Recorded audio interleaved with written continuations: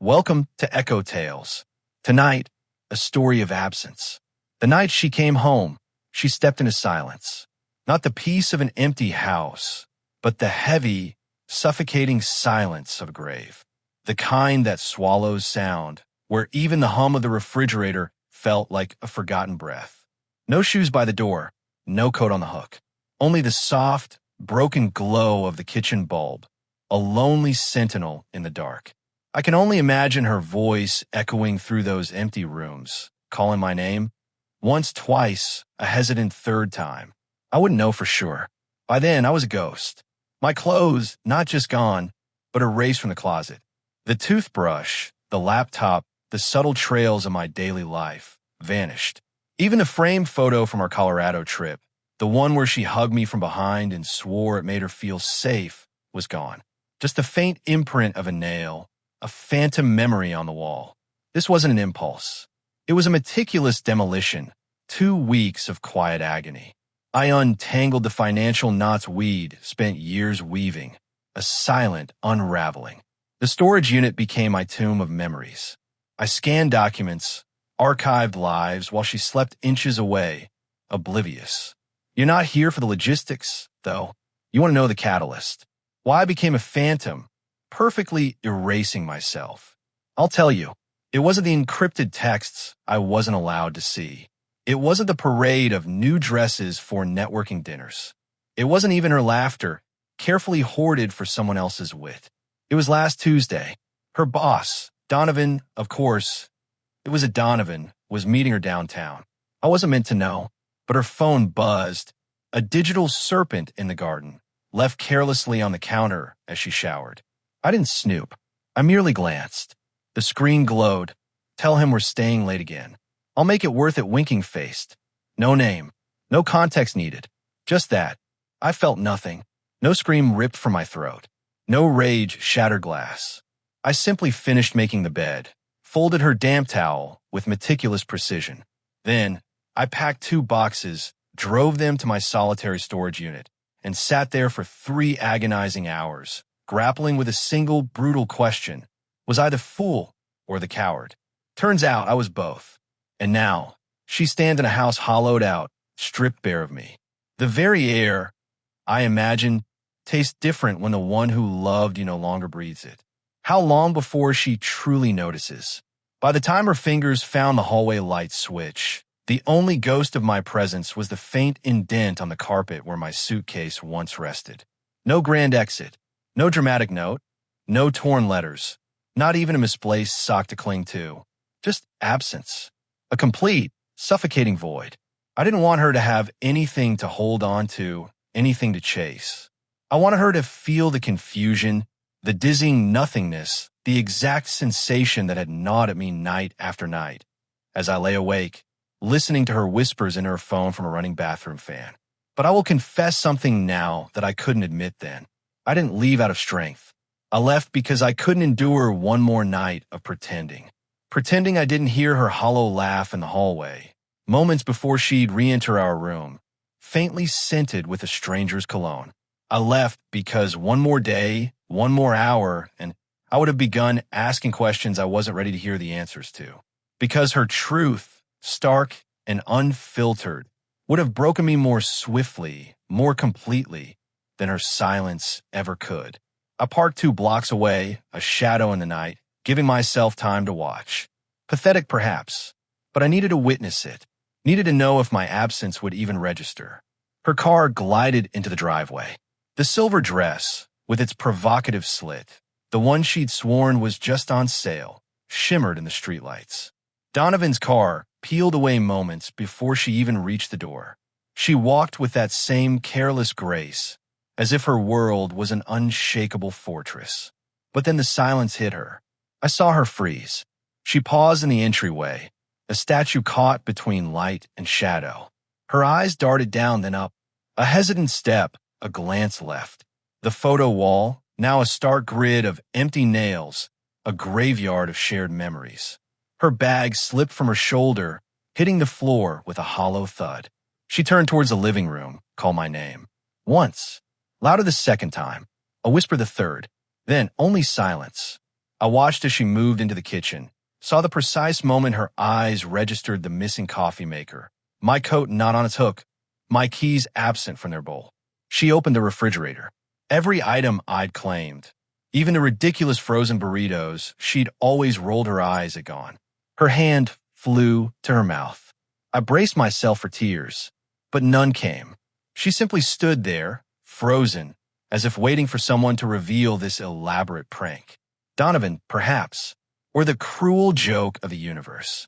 But never me, because in her carefully constructed world, I was the immovable object, the predictable man who would always stay, no matter what she did. This time I didn't. And most chilling part, she didn't call. Not that night. Not the next morning. I had braced myself for an onslaught. Frantic texts, missed calls, desperate voicemails. The full "where are you?"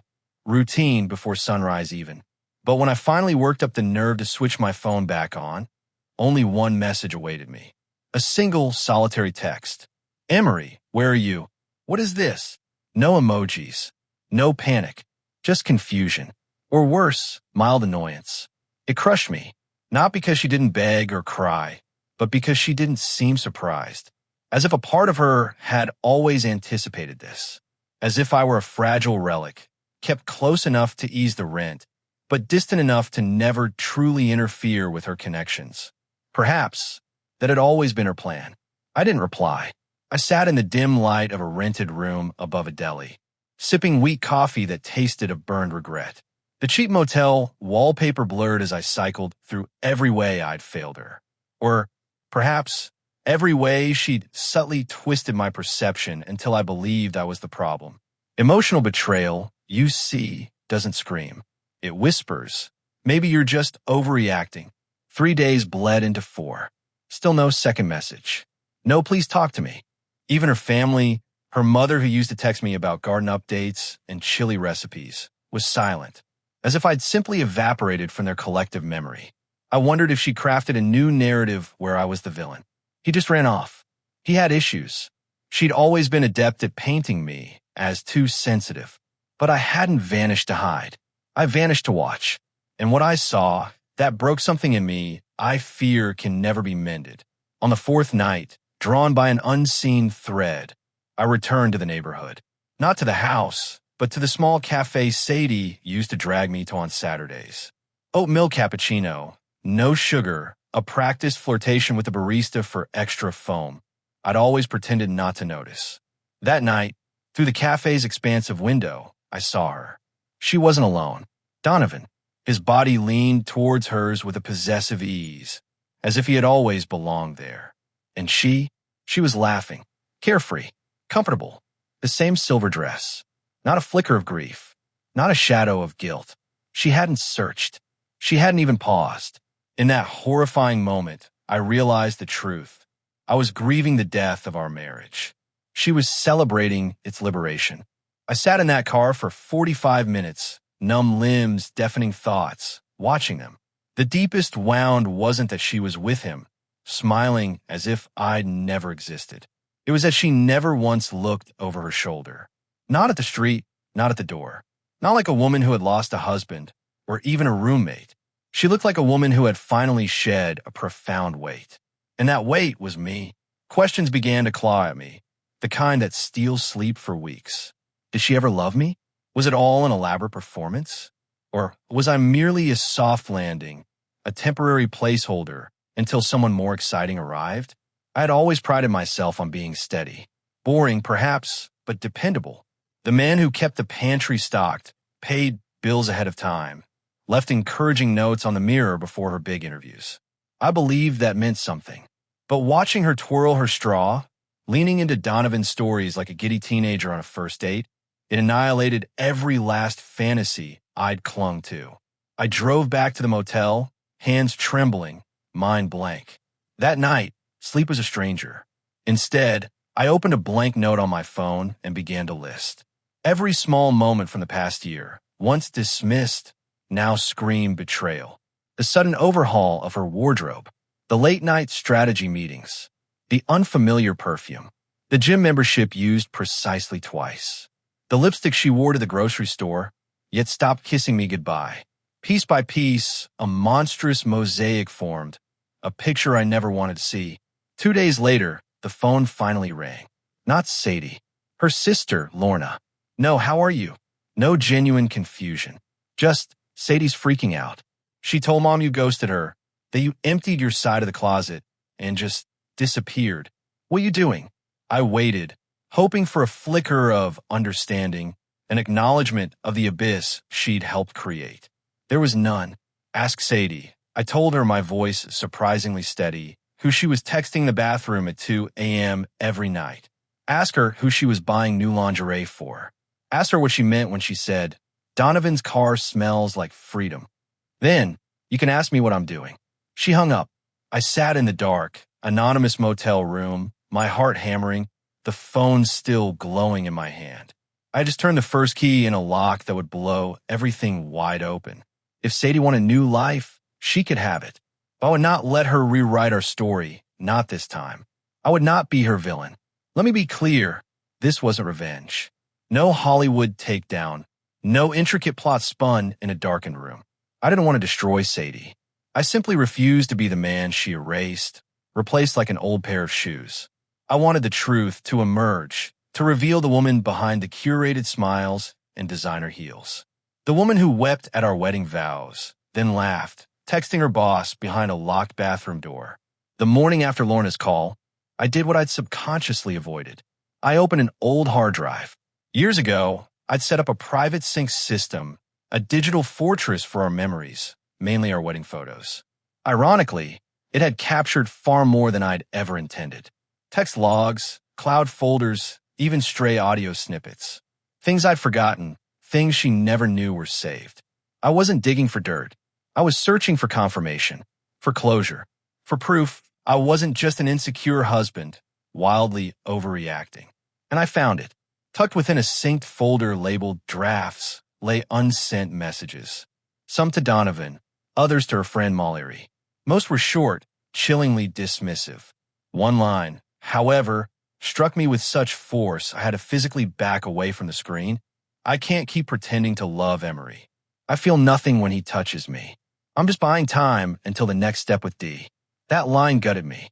The Sadie who danced barefoot in the kitchen, cookie dough on her nose, the version of her still alive in my memory, she died in that sentence. And for the first time since leaving, I didn't miss her anymore. I mourned her. Then I got to work. That afternoon, I sent a single, unadorned message to Lorna. I suggest Sadie tells the truth before someone else does. No reply. A few hours later, my phone rang. Sadie. I let it ring. Again. Voicemail. Then a message, frantic, choked with outrage. What did you do? Why is my mom asking about Donovan? Why would you bring them into this? It confirmed everything. Her reputation. That was all that mattered. Not me. Not our marriage. Not what we had lost. I didn't answer. I didn't need to, because I had already sent the files. Not to friends. Not to family. To our couple's therapist. The one she dragged me to, convinced I was emotionally checked out. The one where I had, for months, quietly defended her, always saying, we're working on things. Not anymore. The therapist would see the whole, unvarnished picture. And I knew, with absolute certainty, Sadie would despise that more than anything. Not the betrayal itself, but the utter shattering of her carefully curated narrative, the one where she was always the innocent hero. I leaned back in a motel chair, exhausted but utterly calm. For the first time in months, I felt a weight lift from my chest. She wanted a new chapter? Fine. So did I. 2 days after the files were sent, the silence shattered, not with a text or call, but with a physical knock on my motel door. For a second, I thought housekeeping. Then, through the curtain, I saw her sister, Lorna, arms crossed, jaw tight. I opened the door just enough. How'd you find me? I asked. She sighed, a sound of profound exasperation. You didn't exactly vanish, Emery. You put your name on the registry. Touché, I conceded. Lorna didn't ask to come in. She merely shoved her phone at me. The screen pulsed with a furious barrage of text from Sadie, screenshots of therapy emails, and a long, enraged rant Sadie had sent to Donovan. His reply was chillingly succinct. This is too messy. I need space. That was it. 3 weeks of stolen nights and whispered laughter dissolved with one cold, generic text. Lorna spoke, her voice strained. What's your endgame here? I met her gaze, blinking slowly. Endgame? I left. I walked away. I didn't defame her. I didn't torture Carr. I didn't go public. I simply refused to let her rewrite what happened. She says, Lorna continued, you ruined her life. I nodded. She ruined mine first. I just refused to be the punchline. Lorna shifted, caught between familial loyalty and a dawning understanding. She's spiraling, she muttered. Mom's not speaking to her. Her boss found out. HR called her in this morning. I didn't flinch, not out of malice, but because none of it surprised me. Sadie had constructed her life like a flawless social media brand, polished, clever, untouchable. But peel back those layers, and all you'd find was fear and a desperate need for control. She hadn't loved me. She'd loved what I made her feel. Safe, admired, morally superior. I didn't ask Lorna to stay. She mumbled something about hoping I'd get help and left. I didn't bother correcting her. Let them believe I was the broken one. At least my brokenness was honest. That night, I checked my email for the first time in days. A message from our therapist. Subject, final note. Body, Emery. I've reviewed the material. I am so sorry no one saw it sooner. You are not the villain here. I didn't cry. I didn't feel vindicated. I simply felt empty, like someone who had shouted underwater for years, finally breaking the surface, only to find the air still heavy, just in a different way. But that night I slept, truly slept, for what felt like the first time in forever. No clenched jaw, no dreams of her face twisting with lies. Just silence, peaceful, unfamiliar. And when I woke, I knew exactly what came next. The morning air, even outside a run-down motel, felt impossibly clean. My lungs finally understood. I wasn't going back. I checked out, a ghost leaving no trace, save for my name on a forgotten registry. Everything I owned now fit into 2 duffel bags in the trunk of a car that hadn't been washed in months. I didn't know where I was going, only that I wasn't circling back. But then, an unexpected detour. I found myself drawn to our old mailbox. I'm not proud of it. I told myself it was for a final bill, a refund check. But the truth was, I needed to see if her world was still spinning, unburdened by my absence. I parked far enough away to remain unseen, walking the sidewalk like a specter haunting his past life. The roses in the front yard were dead. She never cared for gardening. That was my domain. The porch light still burned out. The trash bin overflowing onto the driveway. Small details, yet they screamed. Inside the mailbox, a white envelope, addressed to me in her familiar handwriting. No stamp, no return label, just my name. For a moment, I hesitated, feeling it like the last thread of a severed tether. Was I ready to pull it? Of course I was. No real apology, just a carefully worded, guilt-dodging attempt at closure. She wrote that she never intended to hurt me, that things with Donovan weren't what I thought. She missed the version of us when things were light and easy. She hoped I could someday forgive her for not being what you needed. Why needed? As if 6 years hadn't been spent bending myself into every conceivable shape to keep us whole.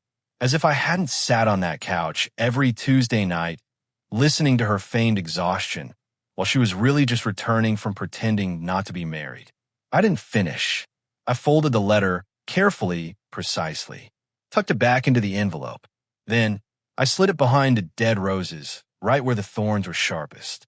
I got back in the car, started the engine, and drove to the storage unit, the final repository for what I hadn't yet had the nerve to burn or donate. Inside lay the one item I hadn't touched, our wedding photo in a dusty silver frame. I stared at it, not for her but for him, the man I used to be in that picture, hopeful, open, achingly naive. For the first time, I said goodbye to him too. Not with words, just a silent nod. An acknowledgement that I had been loyal. I had tried, and I had survived without turning bitter. Then, I did something she never expected. I killed my old number, the one she kept texting in the dead of night, long after Donovan had gone silent. I changed my email. deleted our shared cloud calendar, erased every joint document, removed myself from every last account. Even the Spotify playlist we'd painstakingly curated together. Gone. It was the cleanest goodbye I'd ever given, and it was about to get even cleaner. 3 months later, I found myself in a quiet coastal town, a place I'd never even heard of before the collapse. I didn't plan to end up here. I just drove, aimless, until the crushing weight on my chest finally began to loosen. This was the first place I could truly breathe. It's small, quiet, and nobody here knows my name. For now, that is everything. I rented a tiny cabin by the water. No Wi-Fi, spotty cell service, and a neighbor who sells honey from her truck bed every Saturday. My mornings are spent walking the shoreline, my afternoons repairing the broken railing on the porch, my evenings writing down things I never dared to say aloud when I was with her. Not out of spite, but because for the first time in years, I have room in my own head again. It's ironic. I thought disappearing from Sadie's life would leave me feeling smaller, more invisible. It's been the opposite. I feel solid, real, like I'm no longer walking on eggshells, no longer auditioning for a love I once gave so freely. I'm not perfect. I won't pretend I didn't cry that first night, alone under a flickering ceiling light, utterly lost to who I was without her. But the profound truth is, I'm figuring it out. Slowly, quietly, on my own terms. Last week, I donated the final box of remnants from our shared life. I expected it to hurt more, but as I watched it go, I realized I wasn't clinging to the past. I was making space for something new. Maybe someone new, someday. Or maybe just a version of me that doesn't flinch when his phone buzzes. Sadie never tried to find me again. Not after the silence became absolute. I suppose that says everything. And I have made my peace with that. To anyone listening, if you've ever felt erased, discarded, or simply overlooked, hear this. You are allowed to start over. You don't have to fight to be seen by people who only ever look through you. Sometimes the most powerful thing you can do isn't to yell or to beg. Sometimes it is to walk away so completely that even the shadows you leave behind refuse to stay. This is Emery for Echo Tales. Thank you for listening. What's one quiet, bold decision, big or small, that irrevocably changed your life or someone you know? Share your stories in the comments below. Don't forget to subscribe for more journeys of the heart, here on Echo Tales, where every story is a step towards healing.